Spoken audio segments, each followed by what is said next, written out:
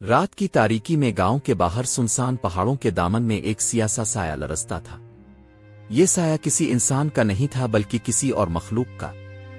اس کی سرگوشیاں ہوا میں ایسے بکھرتی تھیں جیسے کسی غیب سے آواز آ رہی ہو۔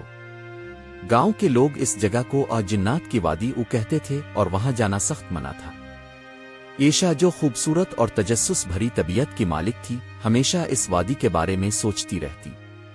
ایک دن جب وہ کنویں سے پانی بھرنے گئی تو اسے ایک عجیب سی سرگوشی سنائی دی۔ وہ ٹھٹک کر رک گئی مگر پھر سر جھٹک کر آگے بڑھ گئی کہ شاید وہم ہو۔ لیکن جب وہ دوبارہ کنویں کے پاس سے گزری تو پھر وہی سرگوشیاں۔ اس بار اس نے آنکھوں کے کونے سے ایک غیر انسانی شکل دیکھ لی۔ عائشہ کا دل لرز اٹھا اور وہ بچوں کی طرح بھاگتی ہوئی گھر پہنچی۔ رات کو جب اس نے نماز پڑھ کر سونے کی کوشش کی تو خواب میں وہی سیاہ سایہ اس کے سامنے آ گیا، ایک لمبا خوفناک وجود سیاہ لباس میں لپٹا ہوا۔ اس نے عائشہ کی طرف اشارہ کیا اور غیب سے آتی ہوئی گونجدار آواز نے کہا، عائشہ، تمہیں اس جگہ نہیں جانا چاہیے تھا۔ عائشہ کے قدم جیسے ٹک گئے۔ جن نے اس کے گرد ایک دائرہ سا کھینچا جس سے عجیب سی سردی اس کے وجود میں سرایت کرنے لگی۔ وہ گھبرا اٹھی اور اس لمحے خواب ٹوٹ گیا۔ وہ پسینے میں بھیگی ہوئی دعا کرتی رہی مگر دل کی بے چینی کم نہ ہوئی۔ اگلے دن اس نے سارا واقعہ اپنی والدہ کو بتایا۔ والدہ نے سختی سے منع کیا، بیٹی، ایسی جگہوں سے دور رہ کرو، یہ معمولی بات نہیں۔ عائشہ کو احساس تو ہوا مگر تجسس نے اسے جکڑ رکھا تھا۔ اسی رات سب کے سونے کے بعد وہ چپکے سے گھر سے نکلی اور وادی کی طرف چل پڑی۔ جوں جوں وہ آگے بڑھتی اس کا دل بے چینی سے دھڑکنے لگتا۔ جب وہ وادی کی دہلیز پر پہنچی تو پھر وہی سرگوشیاں، مگر اس بار ایک نئی موجودگی کا احساس ہوا، کوئی اس کی طرف بڑھ رہا تھا۔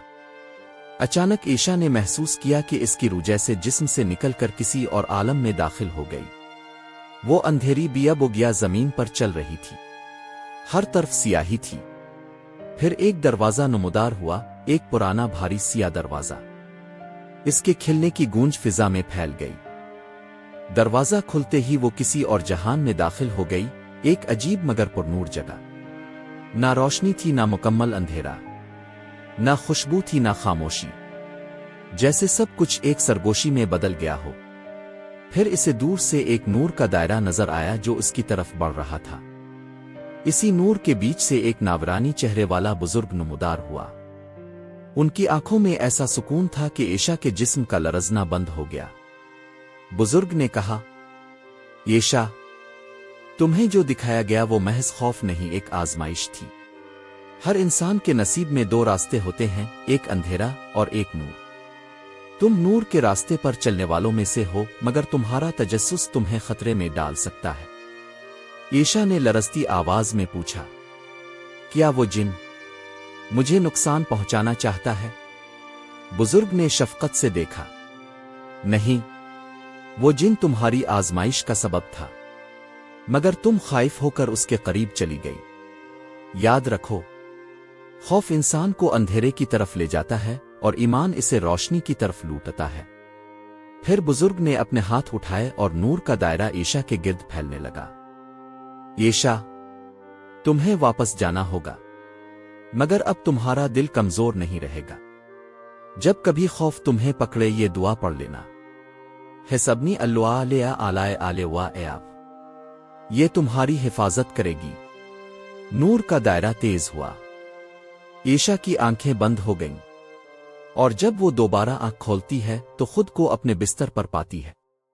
باہر فجر کی اذان ہو رہی تھی۔ اس کے دل سے خوف جاتا رہا اور ایک عجیب سی روحانی طاقت اس کے وجود میں سما گئی۔